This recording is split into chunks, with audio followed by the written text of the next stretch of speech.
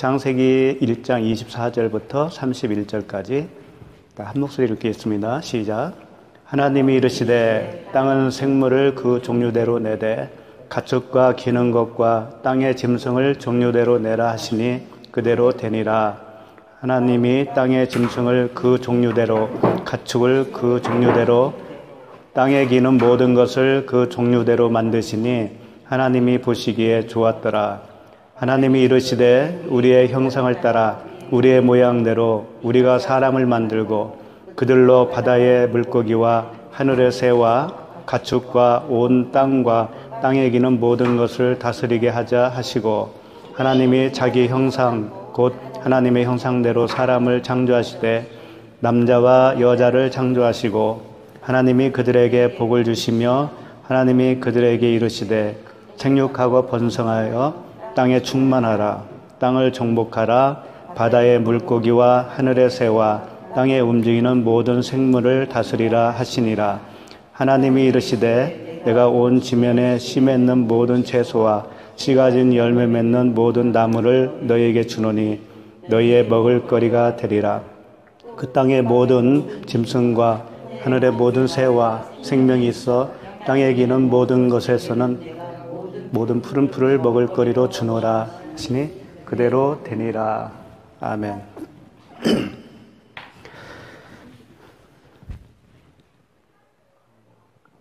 31절 안 읽었죠?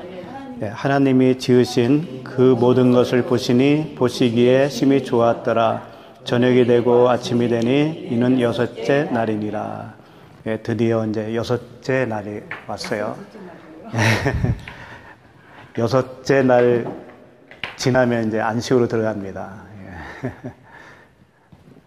저 한 주간 참 어려웠어요. 다른 게 어려운 게 아니라 이 말씀이 잘 풀어지지가 않는 거예요. 그냥 알기는 아는데 이게 안 맞는 거예요. 앞뒤가 안 맞는 게 있어요. 지금까지 이제 쭉 왔잖아요. 첫째 날부터. 그러면 뭔가가 이렇게 딱 떨어져야 되는데 문맥상 안 떨어지는 게 있는 거예요. 이게 얼마나 고민되는지. 이게 이제 다른 사람 설교도 들어보고 고민도 하고 이 본문을 몇 번을 읽었는지 몰라. 하여튼 수도 없이 읽었으니까. 그런데도 안 되더라고요. 그리고 뭘 느꼈냐면 참 우리는 다 하나님 그 어떤 그 은혜 속에 있는 건데 그 은혜를 살짝 빼잖아요. 그러면 정말 바람 없는 타이어더라 이거예요. 네. 살아있는 게 아니더라고. 살아있는 게 아니에요. 그러니까 뭐 우리가 뭐 할 수 있다라고 한다고 하는 그 생각 자체가 참 우스운 거예요. 이 건강도 그분이 안 주면 한순간 무너지는 거 아니에요. 아무리 천하장사라도. 그런 걸 이 영적인 부분에서도 철저하게 경험을 했어요. 근데 이제 하나님이 막판에 가서 그걸 알려주시더라고요. 깨닫게 하신 거죠. 그렇죠. 예. 그게 그런 과정이 우리에게도 끊임없이 있어요. 하나님이 다 열어주시지는 않거든요. 그렇잖아요. 예. 우리가 창세기 해왔어도 뭐 또 은혜가 또 더 깊이 임할 수도 있는 거고 그렇게 되면 또 말씀이 더 깊이가 있을 수도 있잖아요. 우리는 교만할 수도 없고 이게 정답이다라고 또 말할 수도 없는 거더라 이거예요. 그래서 이제 일단은 이렇게 그 기초적인 그 우리가 생각해야 할 토대가 뭔가 하면 창세기는 점진적이고 반복적이다라는 거예요. 그러니까 첫째 날에서 시작과 완성이 다 끝나요. 네. 빛과 어둠이죠. 그 빛과 어둠인데 어둠이 빛을 알아보고 어둠이 자기가 어둠인 것을 알아보면 그게 완성이거든요. 예. 근데 그렇게 되면 그냥 안식으로 들어가는 거죠. 곧바로. 그렇지만 하나님은 반복적으로 6일이라고 하는 날을 통해서 우리가 이제 그 알아듣는 귀가 없으니까 그 한계가 있으니까 하나님은 반복적으로 설명을 했는데 다른 방법으로 하시는 거죠. 계속 소재가 달라지고 그 스토리가 달라지는 거죠. 그렇지만 그 속에 담고 있는 복음은 항상 똑같아요. 그런 건 느끼셨죠? 그런 의미로 이걸 그 창세 여섯째 날까지 그렇게 바라보면 좋을 것 같아요. 일단은. 그리고 예를 들면 이제 아담이 있지 않습니까? 오늘 이제 아담이 등장해요. 처음으로 등장하는데 2장으로 가면 아담이 또 등장해요. 근데 2장에서도 아담을 또 만들어요. 하나님이. 그러죠? 1장에서 만들었으면 끝나야 되는데 2장에서 또 만들거든요. 그건 뭔가 하면 1장에서 아담을 만든 걸 사람을 만들었는데 2장에서는 뭔가 하면 그것을 더 확대해서 더 세밀하게 세밀한 그 표현으로 하나님이 우리에게 또 알려주신다고요. 대략적인 설명이 1장에서 끝났다면 2장에서는 더 자세하게 설명하는, 그러면서 그 복음이 점진적으로 스토리가 조금씩 길어지면서 더 그 자세하게 나타나는 것이죠.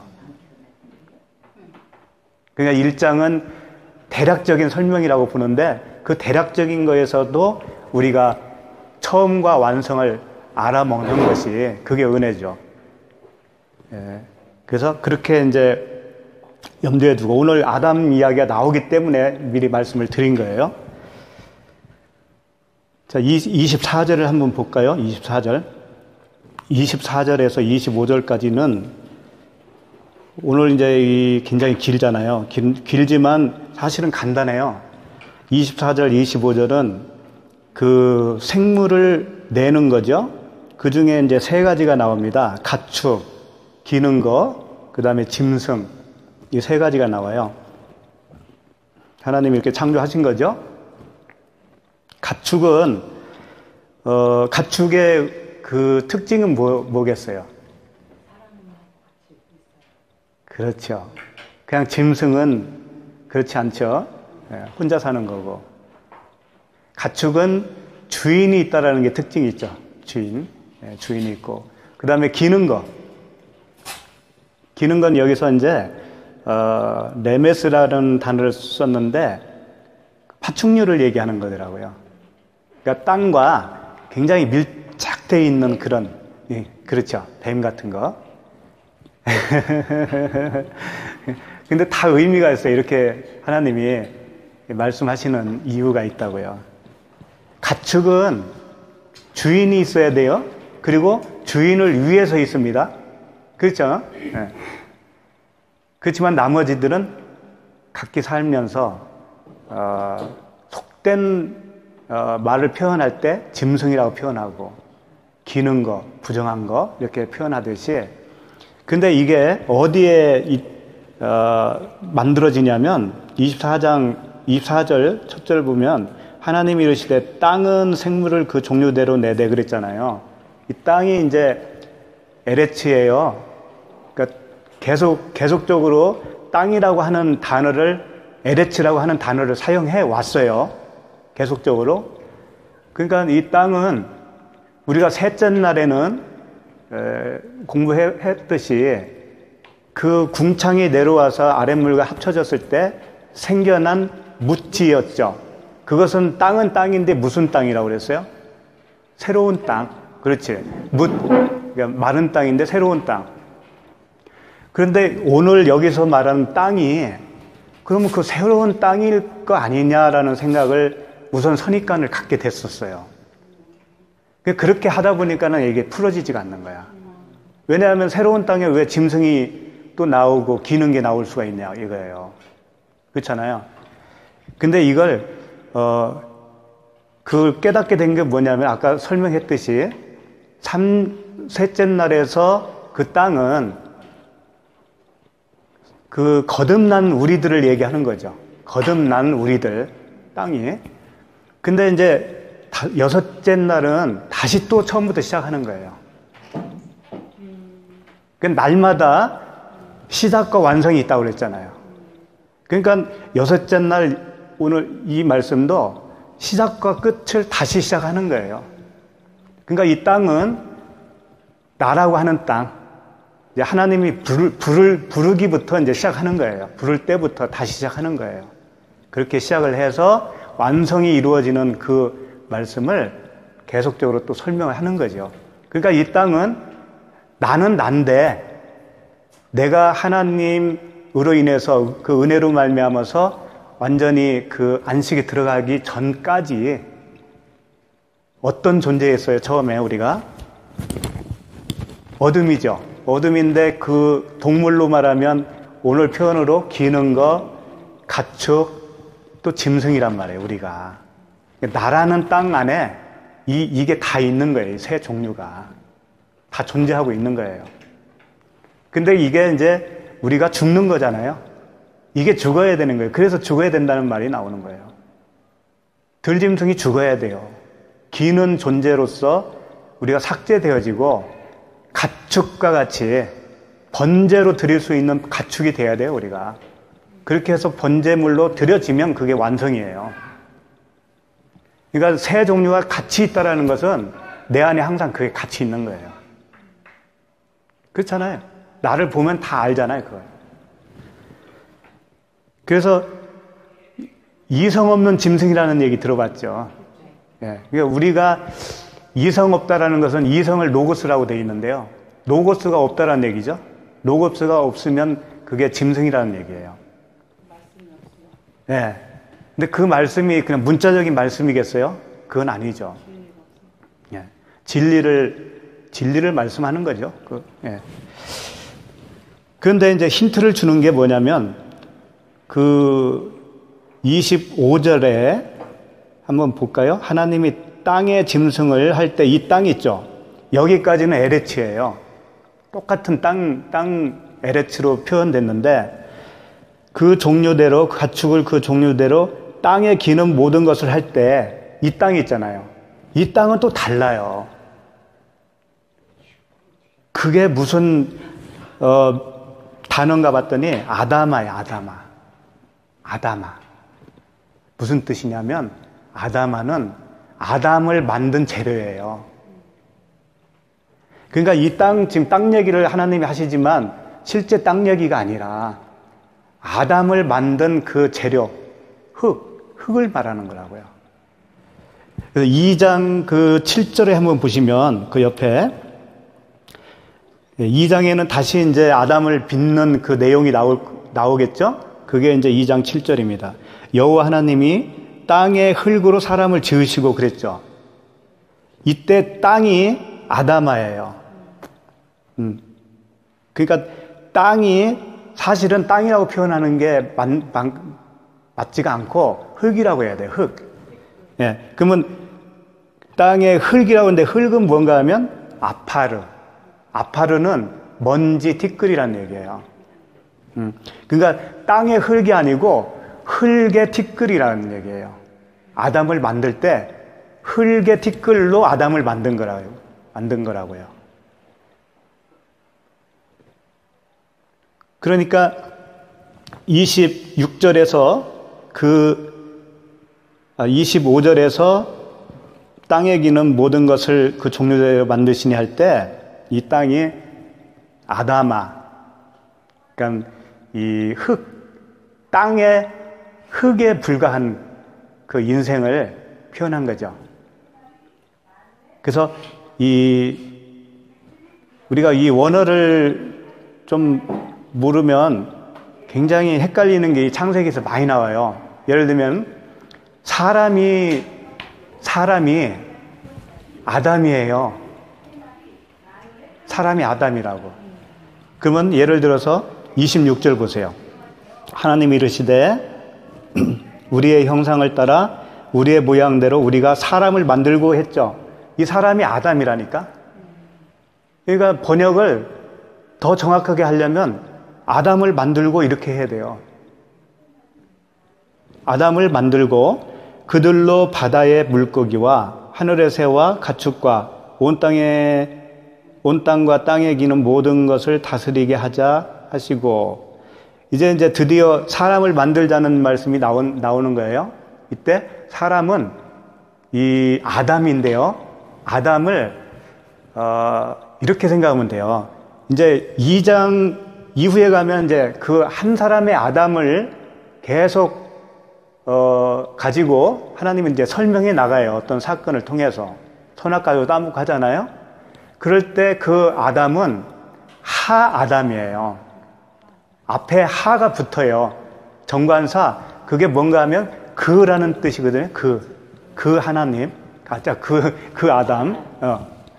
근데 여기서 이제 26절에 사람을 만들고 할 때는 아담은 아담인데 하가 없는 아담이에요. 그러니까 우리도 그 사람 하면은 어떤 그 상상이 갈 거 아니에요. 그 사람, 우리가 알고 있는 그 사람. 근데 사람 하면 그냥 모든 사람을 얘기하는 거죠. 그와 같이 26절에서 사람을 만들고 할 때는 아담은 아담인데 하가 없는 아담.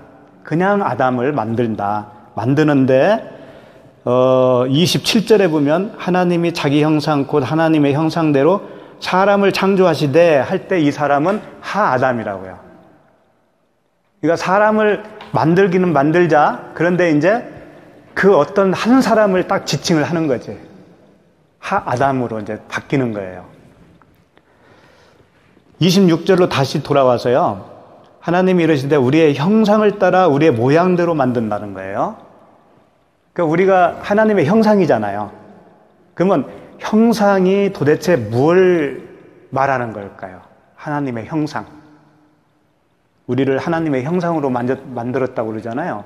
하나님은 눈에 보이지도 않는데 그 형상과 모양이 뭘까요, 도대체? 내면적인 걸 얘기하는 거. 응? 내면적인. 내면적이고. 그렇지, 당연하지. 하나님은 영이시니까. 네. 그거를 말하는 거. 그런데 그건 좀 두리뭉실하잖아. 그래서 이제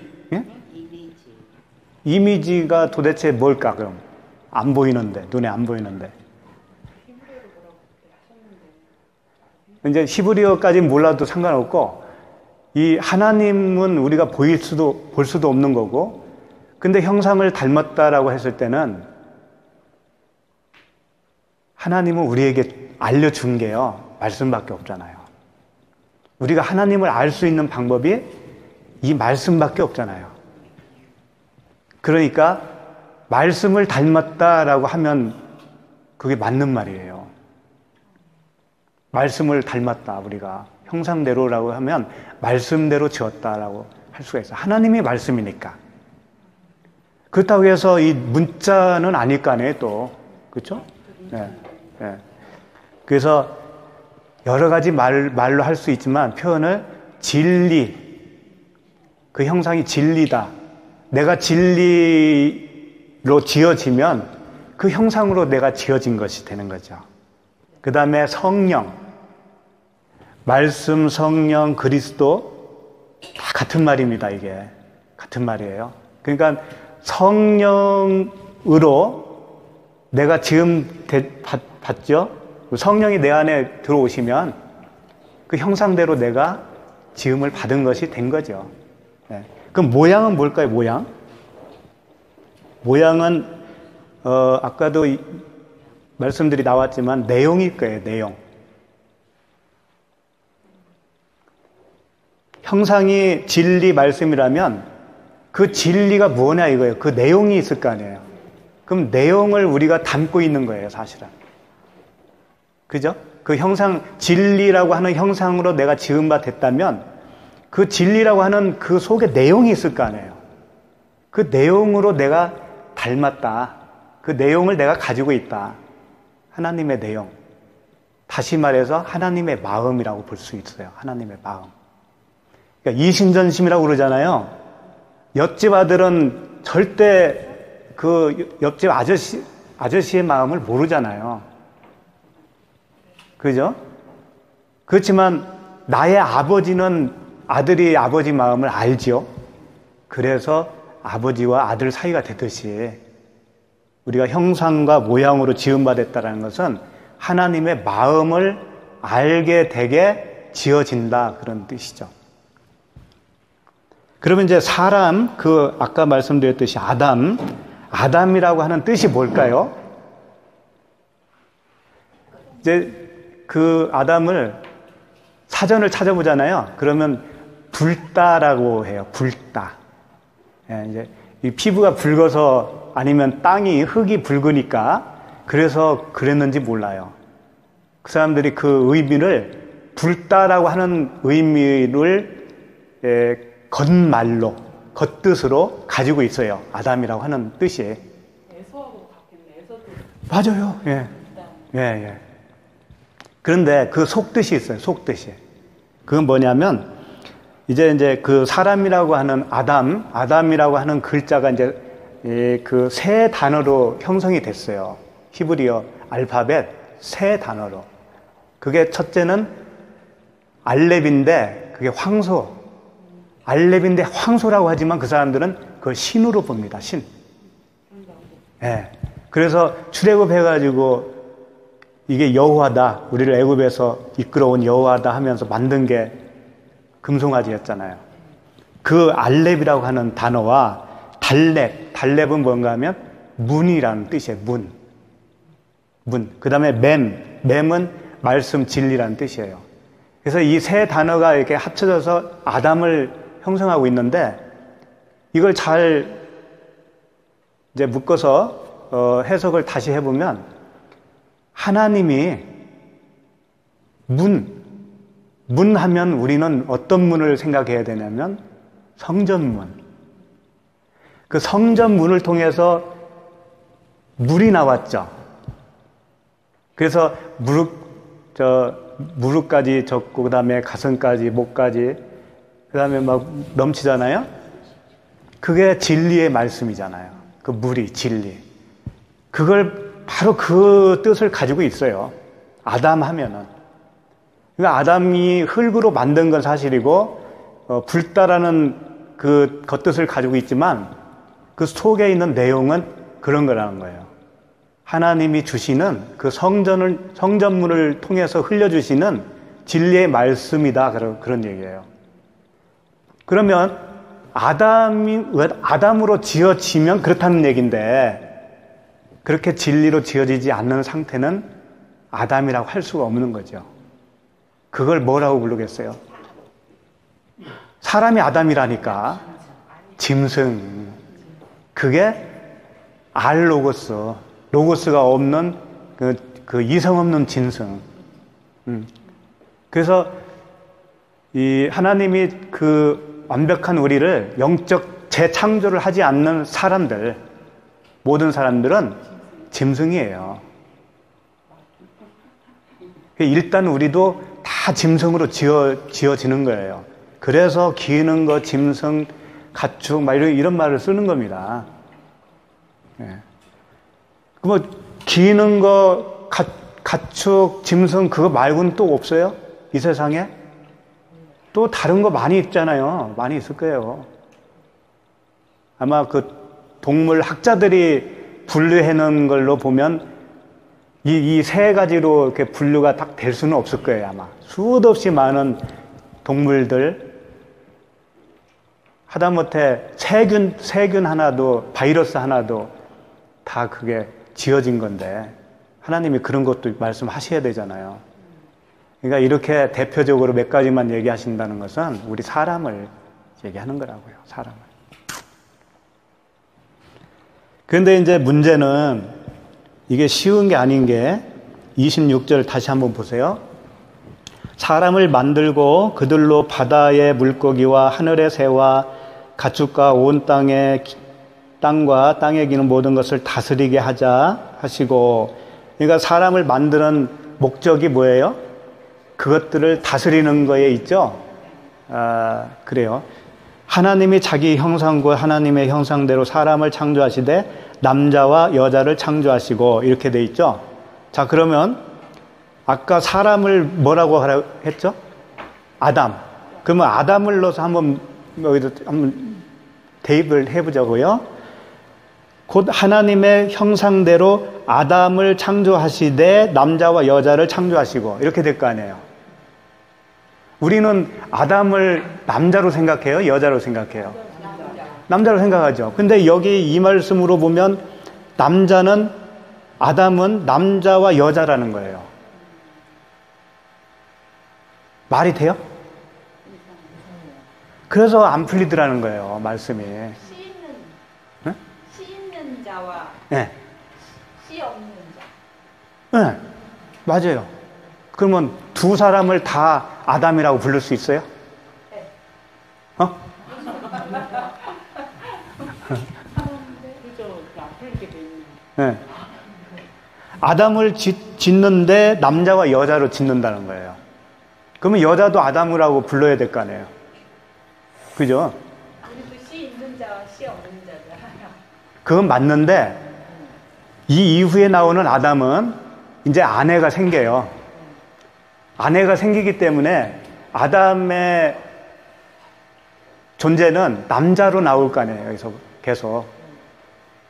근데 오늘 27절 말씀으로 보면 아담을 창조하시되 남자와 여자를 창조하시고 이렇게 말씀을 했다니까요. 남자와 여자가 아담이라는 거예요. 예. 근데 그 이후에 아담이 아내를 얻으면 아담이 남자지 여자는 아니거든요. 근데 이 말씀으로는 남자와 여자가 아담이라는 거예요. 남자의 칼집은 5명 들었으니까. 야, 그러니까 그 말도 되냐? 그 말도 맞죠. 여자 합쳐서 남자에서 나왔으니까 합쳐서 아담이라고 불러도 된다. 맞아요, 맞아요. 야, 어머니 대단하시다. 그래서 이 아담은요, 이 겉으로 나온 이 아담을 남자와 여자로 창조했다겠죠? 근데 분명 사람은 둘이죠. 남자, 여자. 그런데 한 사람이에요. 한 사람. 아담이니까 하아담. 한 사람인데 남자와 여자라는 거예요. 그래서 이걸 잘 보니까 무슨 얘기인가 하면은 하아담, 아담이 남자 할 때 이 남자는 자카르거든요. 자카르. 그리고 여자는 네케바예요. 그랬을 때 자카르 우 네케바 이렇게 기록이 돼 있어요. 자카르 우 네케바 이렇게 돼 있어요. 그러니까 우가 뭔지 이제 그것만 알면 되는 거예요. 우가. 그러죠? 자카르는 뭐예요? 남자인데 씨가 진 자, 씨가 있는 사람, 여자는 씨가 없는 여자. 그런데 자카르 우 네케바 이렇게 기록이 돼 있어요. 그걸 잘 보니까 그게 무슨 뜻인가 하면 씨 있는 남자가 씨 없는 여자로 창조되다 그런 뜻이에요. 남자가 여자로 창조되다 그런 뜻이라고요. 씨 없는 여자로 창조되다. 그러니까 씨 있는 남자가 씨 없는 여자의 모양으로 창조되다. 그렇지, 예수 그리스도지. 왜 그러냐면 예수 그리스도가 씨를 가지신 분이에요. 모든 사람은 씨가 없다고요. 그분이 씨를 가지셨는데 그분이 이제 남자잖아요. 씨가 있으면 남자예요. 그리스도가 남자인데 사람의 모습으로 오는 순간 뭐가 되는 거예요? 여자. 우리 사람은 남녀를 구분하지 않고 다 여자니까. 하나님 앞에서 여자니까 우리가. 그러니까 예수 그리스도가 씨 있는 남자인데 이 땅에 육을 입고 오는 순간 여자가 된 거예요. 근데 여자는 여자인데 씨가 있는 여자가 된 거예요. 네. 그러니까 그 여기서 이제 첫 번째 만들었다고 하는 이 사람은 남자와 여자를 창조하셨다라고 했을 때 이 남자 여자는 예수 그리스도라고요. 그래서 어떤 남자와 여자가 아니라 네. 남자와 여자 이렇게 하려면 남자인 여자를 네. 만들었다가 맞는 얘기. 그렇지. 남자인 여자 또는 여자인 남자 이렇게 되는 거예요. 같이 이렇게 할 수가 있는데 그걸 뒷받침해주는 낱말이 또 오토라는 낱말이 있어요. 오토. 오토는 뭐냐면 그거든요. 그 다음에 오탐 하면 그들 이렇게 되는 거예요. 그러니까 오토는 단수예요. 그 아담 한 사람을 지칭하는 단수. 그 사람, 아담 그 사람. 하하랑도 다른 거예요? 하 아담은 이제 아담인데 그 후에 그 남자와 여자를 만들었을 때 할 때 그 남자와 여자가 오토라는 그라고 하는 단수로 그 표현이 같이 붙어 있어요. 오토. 그러고 나서 그 26절 그 28절 보면 하나님이 그들에게 이러죠. 그들에게가 오탐이에요. 그러니까 그가 오토인데 남자와 여자, 남자인 여자를 만들었다 할 때는 그가 들어갔는데 오토가 들어갔는데 만들고 나서 바로 오탐으로 변해요. 그들로 변한다고요. 봐봐요. 남자인 여자를 만들었으면 한 사람이잖아요. 그렇죠. 한 사람이면 계속 오토로 나가야 된다니까. 그런데 28절에서 그들에게 오탐으로 나가잖아요. 그러면 예수 그리스도 한 사람이 이 땅에 오니까 그분을 통해서 또 씨 가진 여자들이 또 생겨나는 거지. 예. 그래서 그들이라고 그런 거예요. 그러니까 이 짤막한 글 속에 그 예수 그리스도와 그분으로 인해서 또 생명을 얻게 되는 자기 백성들이 있다라는 것을 설명해 주고 있어요. 그래서 실제로 땅을 정복하고 번성하고 하는 건 누가 하는 거예요? 예수 그리스도를 통해서 그렇게 또 씨 가진 자들이 그들에게 복 주시고 그랬으니까 그들 예수 믿는 자들 그들이 이제 뭘 하냐면 생육하고 번성하여 땅에 충만하라 땅을 정복하라 이렇게 되는 거예요. 그러니까 우리가 이제 그 예수 그리스도를 통해서 씨를 가졌잖아요. 씨를 가진 여자란 말이에요. 지금 현재 우리가 사람의 모습을 가지고 있잖아 지금. 그러니까 우리 안에는 씨가 들어있는데 그러니까 성분은 남자예요. 우리가 이제 씨가 가졌으니까 남자인데 모습은 아직 여자잖아요. 사람이잖아요. 육체를 가지고 있으니까 그거예요. 그래서 우리가 그 씨 가진 여자가 되는 거예요. 지금 현재 그 상태에서 이제 그 다스림을 우리가 하는 겁니다.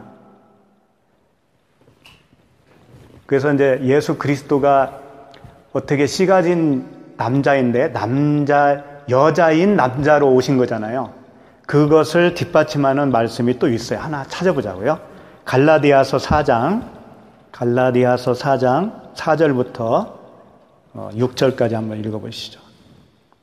갈라디아서 4장 4절부터 6절까지 보시면 4절 보시면 때가 참에 그러죠.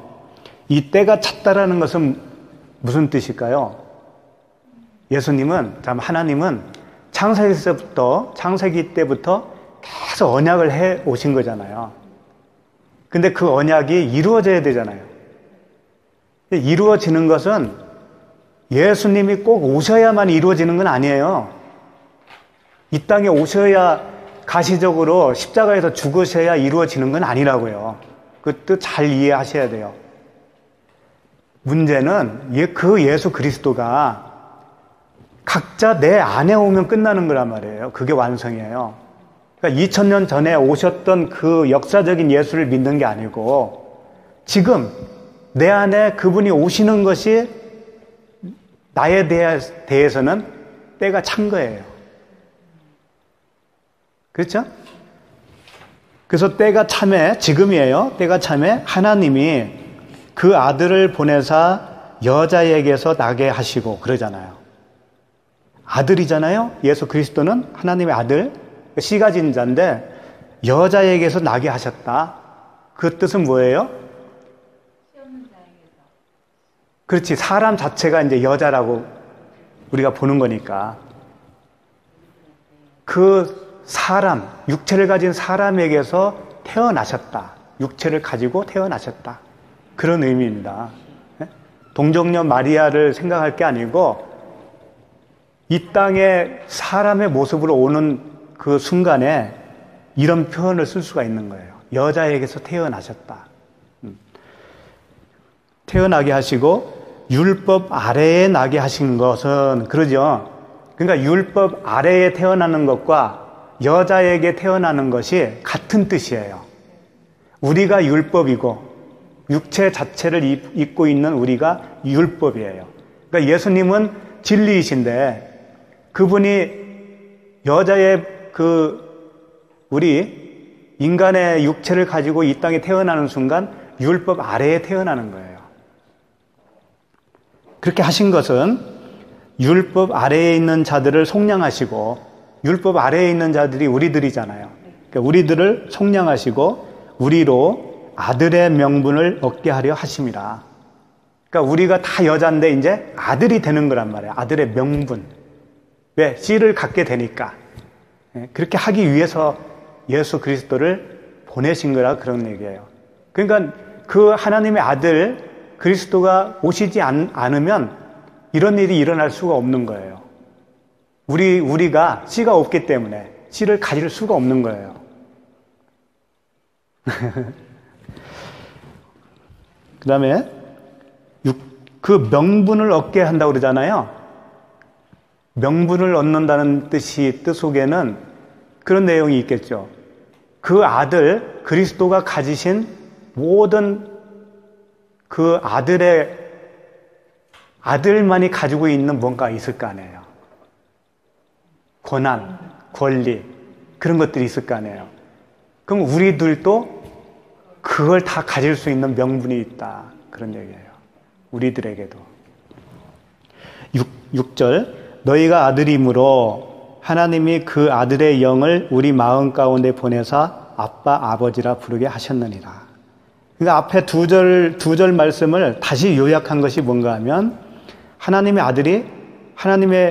아들의 영을 우리 마음에 보내는 거다. 그게 역사적인 예수 그리스도의 그 사건이 우리를 구원하는 게 아니고 그 사건을 통해서 약속을 우리에게 가르쳐 주시고 이게 약속의 완성이야 라고 하는 것을 가르쳐 주시고 언약이 이루어진 것에 대한 확증을 보여주시고 그걸 믿는 우리에게 그 영을 보내주신다는 거예요.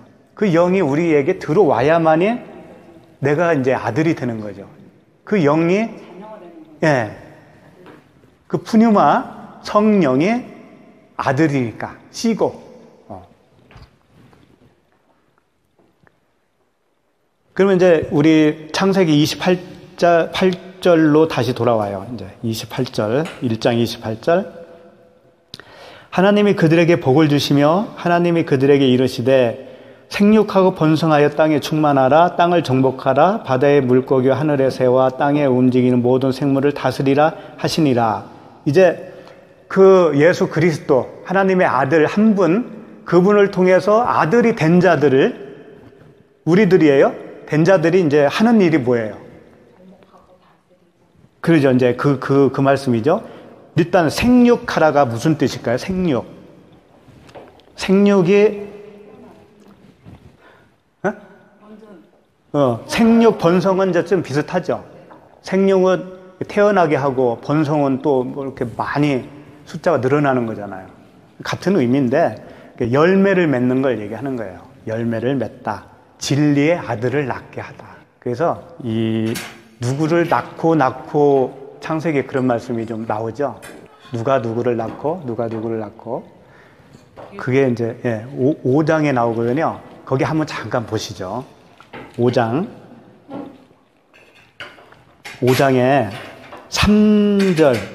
3절 보시면 아담은 130세에 자기의 모양 곧 자기의 형상과 같은 아들을 낳아 이름을 셋이라 하였고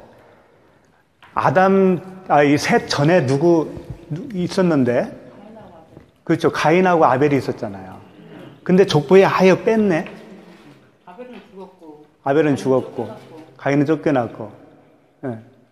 근데 족보에 아예 들어가지도 않았어요. 근데 몇 살에 낳았다고 그래요? 130세? 네, 130세에 낳았고요. 그 다음에 셋은 6절 보세요. 셋은 105세에 에노스를 낳았고 그랬죠. 아까는 아담은 130세에 낳았어요. 셋은 105세. 좀 줄어들었죠. 그 다음에 에노스는 몇 세에 90세. 90세. 좀 줄죠. 그 다음에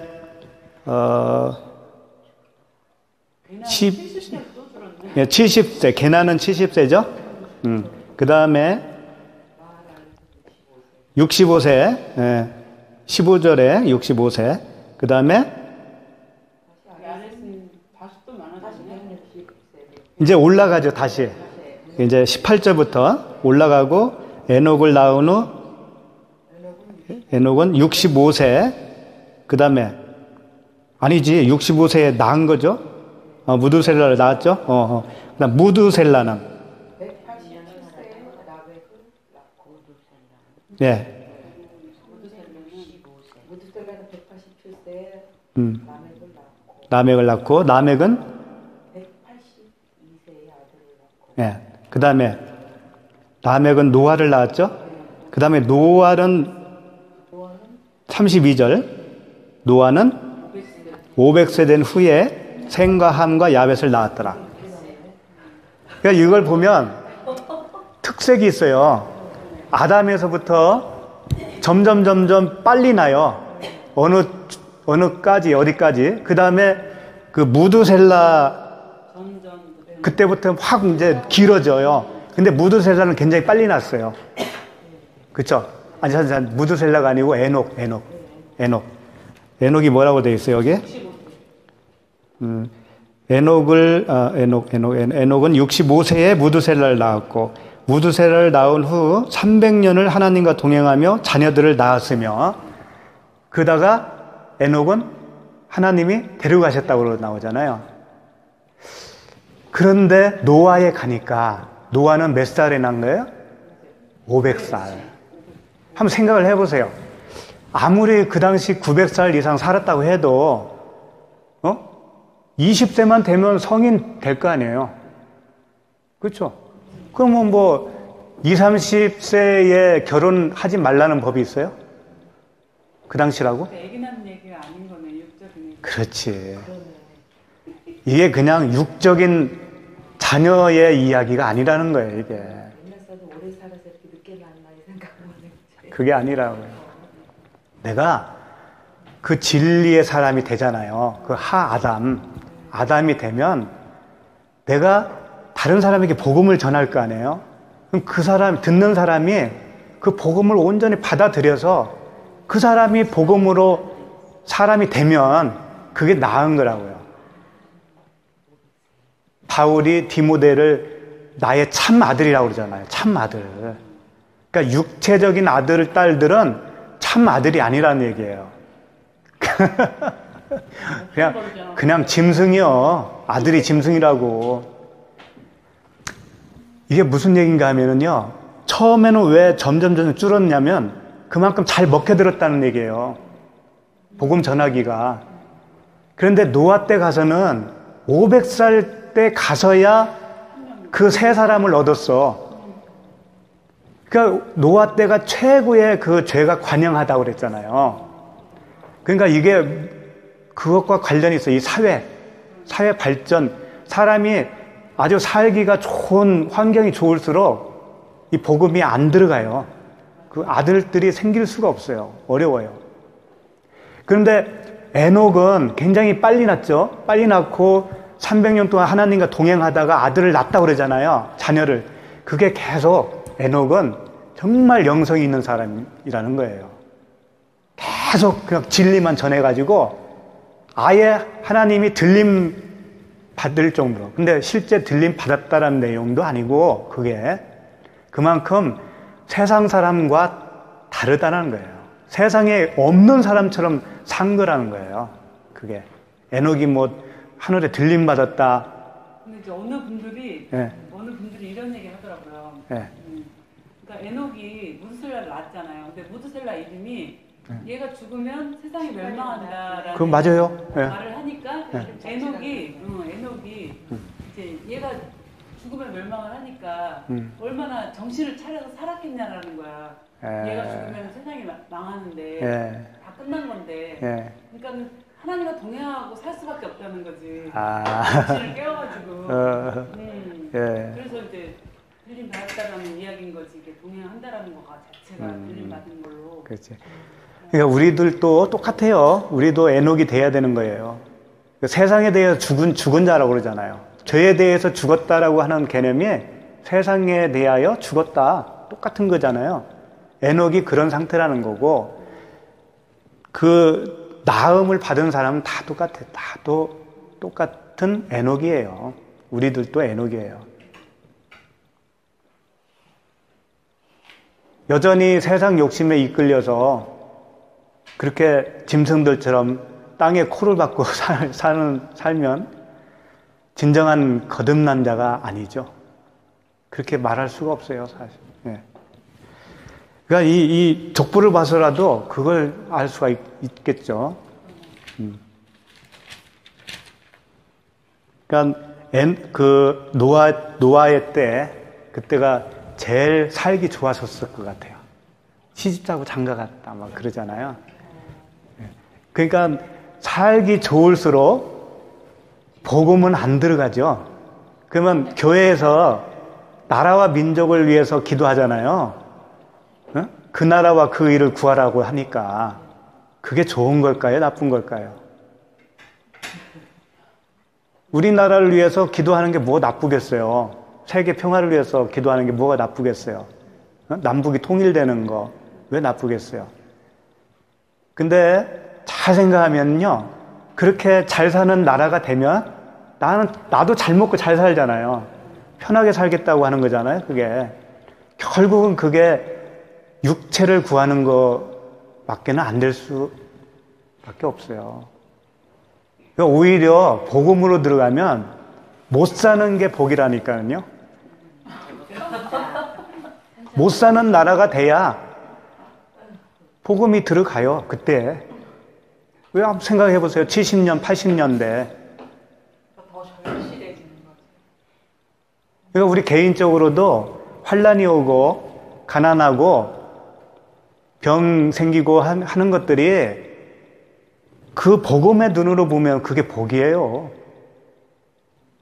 나 배부르고 등 따숩고 해봐요. 필요 없거든요. 지금 유럽이 다 그렇지 않습니까?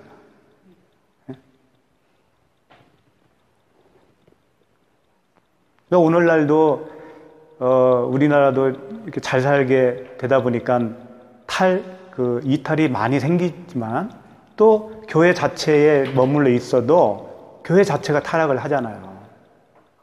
응? 교회 가서 그 갈급한 심령에 말씀을 들으러 가는 건데 요즘은 말씀 들으러 가는 것 같아요? 솔직히 한번 교회들 한번 보세요. 그 갈급함으로 그래, 그 관계 또는 그 어떤 맡은 일들 이런 것들이 그 계속 교회를 다니는 원인이 되거든요. 어쨌든 또 그렇게 또 계속하면 또 부정적이게 되니까. 어쨌든 이 생육하라, 번성하라 이런 것들이 진리의 아들들을 낳고 번성시켜라 그런 뜻이고, 충만은 뭘까요? 충만은 이제 그런 뜻이라고 볼 수 있어요. 에베소서에 있는 말씀 표현으로 보면 그 넓이와 길이와 높이와 깊이가 어떠함을 하나님의 모든 충만하신 것으로 충만하게 하시기를 구하노라. 그 어떠함을 알아 하나님의 모든 충만하신 것으로 충만하게 하시기를 구하노라.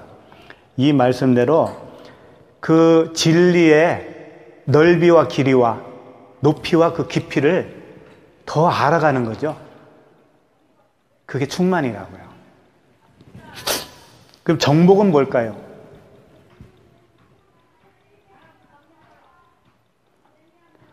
정복은 이걸 또 문자대로는요 분명히 정복하는 거예요. 그냥 말 그대로 땅을 뺏고 나라를 빼앗고 하는 그 정복을 얘기하는 건데, 영적인 그 의미로 우리가 볼 때는 그런 건 아닐 거 아니에요. 그래서 기독교가 그 십자군 전쟁 그런 것들을 통해서 정당화하는 것이 이런 말씀들 때문에 그랬거든요. 정복해야 되니까. 기독교인 아니면 다 죽여도 좋다. 이슬람이 좀 그런 게 있잖아요. 기독교도 그랬다고요. 그 기독교가 얼마나 사람 많이 죽였는지 모르죠. 그런 것 때문에 요새 안 믿는 인간들 많아. 정복은요, 이거예요. 정반대의 개념이에요. 세상이 요구하는 게 있을 거 아니에요. 사람들에게. 세상은 무엇을 요구하냐면 성공, 그 다음에 부와 명예와 건강과 잘 사는 거잖아요. 잘 되고 잘 사는 거예요. 한마디로 말하면. 부하고. 근데 정복은 뭐냐면 그 세상을 정복하는 거잖아요. 그 요구하는 세상을 정복하는 거니까 그 세상이 요구하는 것을 내가 받아들이지 않는 것이 세상을 정복하는 거라고요.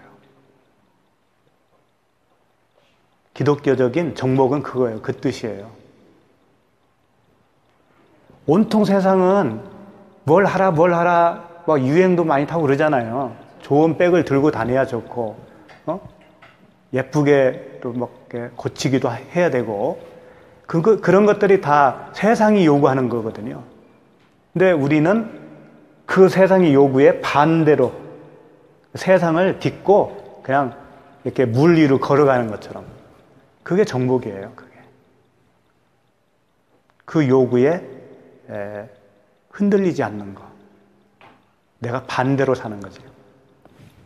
그 다음에 다스리다는 뭐냐면, 다스리는 것도, 세상적인 다스림은 뭐예요? 좀 억압이라는 것도 들어갈 수가 있고, 탄압도 들어갈 수도 있고, 강제성도 들어갈 수가 있어요. 다스림 속에는. 그렇잖아요. 그래서 저쪽 동네, 북한 그쪽은 그 다스림이 아주 극에 달했잖아요. 근데 우리 이 말씀에서 다스리라는 것은 섬김을 얘기하는 거예요. 섬김. 하나님이 우리를 철저하게 섬겨주신 것처럼 우리도 다스린다라고 하는 의미는 그 말씀으로 섬기는 거죠. 말씀으로 섬기는 게 다스리는 거예요.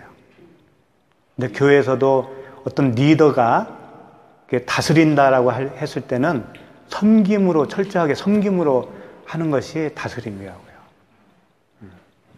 진리를 제대로 알려주는 섬기는 거죠. 그렇죠. 그리고 이제 새 계명을 준다고 하면서 서로 사랑하라고 그러잖아요. 그럼 사랑하는 것이 어떻게 하는 게 사랑하는 걸까를 잘 모르시는 것 같아. 응? 예, 그렇죠. 섬기는 것도 다, 그 다 속에 포함은 되는데, 핵심은 뭔가 하면, 그 영혼, 죽은 자에게 생명을 주는 게 사랑하는 거죠. 그것보다 더 큰 사랑이 어디 있어요? 그러니까 예수님이 친구를 위해서 가끔 죽는 그런 자가 있는데, 자기가 그런 사람이라는 거잖아요. 본인이 너희들을 위해서 내가 죽는다. 너희들을 나를 친구라고, 내가 너희들을 친구라 하리라. 그러니까 우리도 그 다스리고 섬긴다라고 하는 것은 내가 죽은 자가 먼저 돼야 돼요. 내가 먼저 죽어서 그 내가 삭제당하고 들어온 진리, 그 진리의 생명으로 또 전해주는 거. 이게 이웃을 사랑하는 거지. 친절하게 대하고 이런 것들은 다 인간 세상에서 그냥 하는 거고요. 그건 당연히 해야 되는 거고. 그런 걸 가지고 사랑했다라고 표현을 할 수는 없다는 거죠. 그럼 이제 29절로 한번 넘어가도록 하겠습니다. 이렇게 모든 생물을 다스리라 하시니라 그러잖아요. 그럼 다스릴 수 있는 사람은 먹이가 다르다는 거예요. 29절에 하나님이 이르시되 내가 온 지면에 씨 맺는 모든 채소, 씨가 있습니다. 분명히. 그 다음에 씨 가진 열매 맺는 모든 나무, 이것을 너희에게 주노니 너희의 먹을거리가 되리라. 그 앞에서 그 생육하고 번성하고 땅에 충만하고 땅을 정복하고 다스리는 자가 당연히 이 먹이를 먹고 있을 거 아니에요. 씨 가진 채소, 씨가 있고 열매가 있는 나무, 이게 뭐겠어요? 그리스도, 예수 그리스도. 예수 그리스도가 내 살과 피를 먹어야 너희들이 생명을 얻는 거야 라고 말씀하셨잖아요. 나를 먹어라, 나를 먹어라. 그것을 주님이 또 이렇게 말씀하셨죠. 구하라, 찾으라, 두드리라. 그러면 내가 준다. 아비가 생선을 달라고 하는 자에게 뱀을 줄 자가 있겠느냐, 그 말씀하셨죠. 그 이해해요? 그게 무슨 뜻인지? 생선이 뭐예요?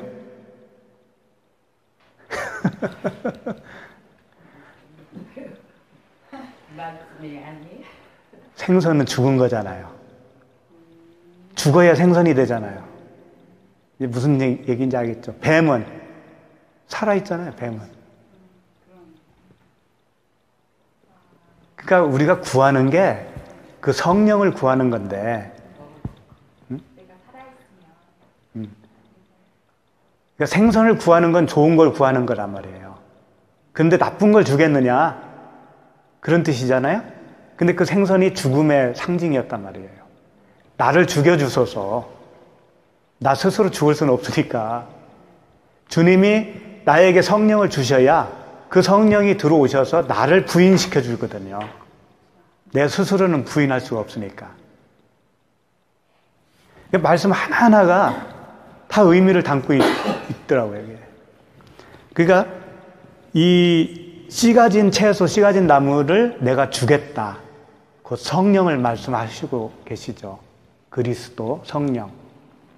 그걸 먹어야 우리가 사는 겁니다. 그런데 이제 문제는 30절이에요. 30절. 또 땅의 모든 짐승과 하늘의 모든 새와 생명이 있어 땅에 기는 모든 것에는 내가 모든 푸른 풀을 먹을 거리로 주노라 하시니 그대로 되니라. 지금 여기 30절에는요, 그 다스리지 못하는 땅의 짐승들이에요. 똑같이 땅의 짐승이고 하늘의 새고 기는 건데, 다스릴 줄 모르는 그 생물들을 이야기하는 거예요. 그럼 이 생물들이 먹을 거리를 보시면 씨가 없고 그냥 모든 푸른 풀이라고 돼 있죠. 근데 이게 참 원어로 보니까 더 재밌는 게, 푸른이라고 하는 단어가 뭔가 하면 예레크인데요. 예레크인데 무슨 뜻이냐면 야라크에서 왔어요. 야라크에서 유래된 단어예요. 예레크가. 그럼 야라크가 뭔가 먼저 봐야 돼. 야라크가 뭔가 했더니 침을 뱉다, 그런 뜻이에요. 침을 뱉다라고 하는 단어에서 유래된 단어가 푸른이라고 하는 예레크인데, 그 뜻은 뭔가 하면 푸른 게 아니고 색이 없는, 색이 바래버린, 색깔이 없으면 어떻게 돼요? 누렇잖아요. 누렇고 그 병든 채소를 얘기하는 거예요. 병든 채소. 그러니까 푸른 풀 자체는 그냥 똑같은 풀이에요. 그런데 앞에 풀은 이게 병든이라는 얘기예요. 그러니까 병든 채소죠. 병든 풀. 번역이 네. 잘못된 거예요. 잘못됐어요, 완전히. 푸른이라고 하면 안 돼요. 네. 색깔이 변한 풀을 준다고. 그렇지. 네. 창백한, 병든, 뭐 이런 뜻을 가지고 있거든요. 그래서 오늘 안 해. 안 해. 예. 안 해요. 그러니까 푸른 채소는 맞는데, 푸른은 병든, 창백한 그런 뜻이라고요. 그러니까 이 채소는 먹으면 안 되는 채소죠. 그리고 그걸 뒷받침하는 단어가 29절에는요. 준원이라는 단어가 있어요. 준원이. 이거 하나님이 준다는 뜻이죠. 이 준원이가 나탄이에요. 나탄이라는 단어인데 여기 30절에서는 나탄이 없어요. 주노라라고 번역은 해놨는데 나탄이라는 단어가 아니거든요. 없어요. 예, 그냥 의역을 해놓은 것 뿐이에요. 정확하게 그 번역을 하면 이렇게 되는 거예요. 준 적은 없는데 자기들이 먹이로 삼을 거야. 그런 뜻이에요. 스스로 먹이를 삼는 거예요. 그게 좋은 건 줄 알고 자기가 스스로 먹이를 삼는 거죠. 하나님이 준 게 아니고. 그게 뭐겠어요?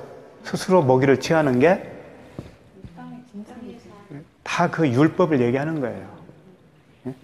그 섬김을 받지 못한 상태, 아직 하나님의 영이 들어오지 않고 그 진리로 지어지지 못한 그 자연적인 상태에 있는 사람들.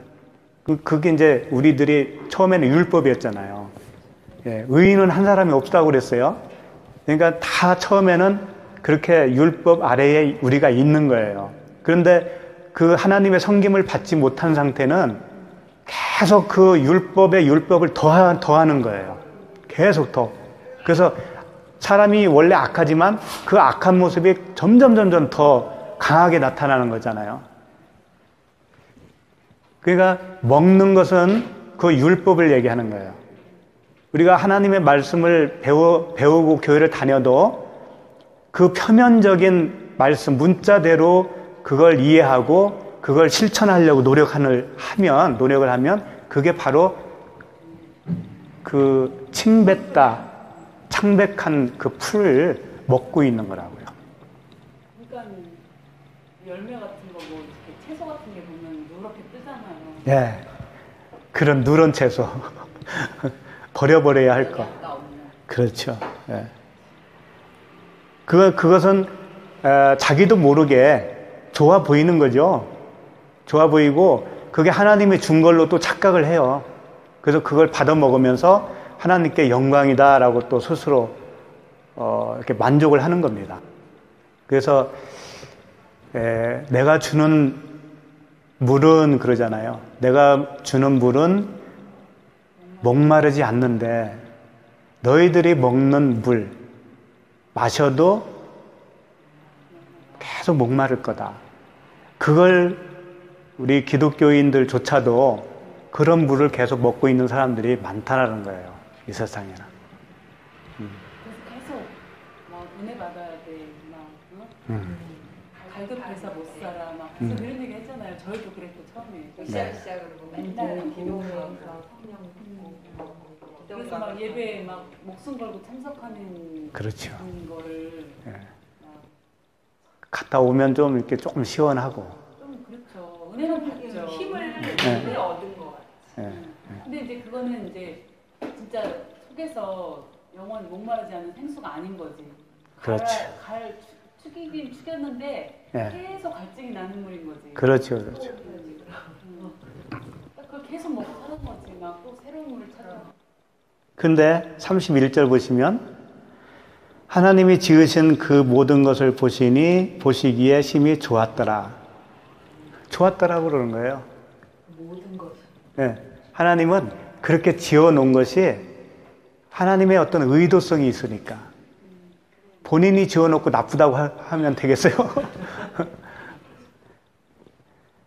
그러니까 우리도 처음에 태어나면서부터 복음을 접하기까지는 짐승이고 그 기어다니는 파충류처럼 그저 내 육체만 위해서 살았던 그런 존재였어요. 네. 누구를 비난할 것도 없고 흉볼 것도 없습니다. 네. 내가 그런 사람이었군요. 그 말씀을 통해서 그걸 보여주시고 또 우리 삶 속에서 체험을 하게 해주셔서 그렇군요 라고 고백할 수 있는 자리로 하나님이 우리를 인도하시는 거예요. 그럴 때마다 하나님만이 옳습니다. 하나님만이 선하신 분이시군요. 이 고백을 우리는 할 수밖에 없는 거죠. 그래서 우리에게 일어나는 모든 사건, 사고는 다 선한 거예요. 네, 버릴 것이 하나도 없어요. 그러니까 하나님이 주시는 건 모든 것이 선함에 버릴 것이 없다고 그랬잖아, 사도 바울이. 그게 먹는 것 뿐이겠어요?